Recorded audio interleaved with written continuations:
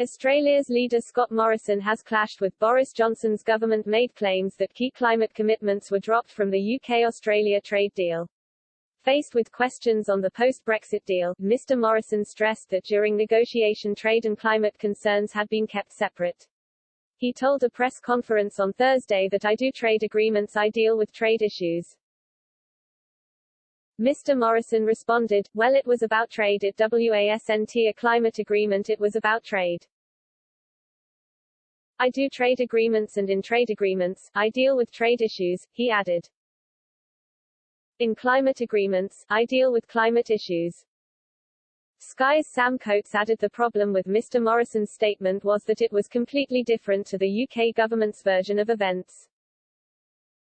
Mr. Coates told Sky News, "Now the significance of what Scott Morrison is saying is essentially he is saying well, trade and environment are two completely different things. We don't want to cross the stream. You hear that from quite a lot of Australian politicians. The problem with that, however, is that this is completely different to what the UK government said." Sky News has reported that government sources confirmed temperature targets are now implicit rather than set out in the wording of the deal.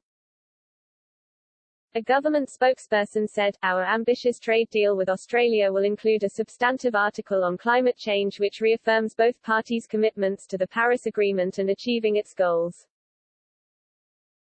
Any suggestion the deal won't sign up to these vital commitments is completely untrue."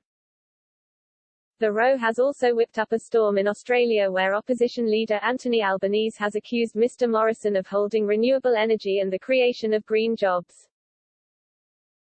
Mr. Albanese said, "The Paris commitments are something that Australia has signed up to, but which Australia continues to sit in the naughty corner with the rest of the world. The whole world has signed up to net zero emissions by 2050. Scott Morrison continues to be a recalcitrant when it comes to climate change action. Ed Miliband, Labour's business secretary, also entered into the row, calling Australia one of the world's biggest polluters. He said, Australia was key to the goal of limiting global warming to 1.5 C. But rather than piling pressure on him, the government has simply rolled over.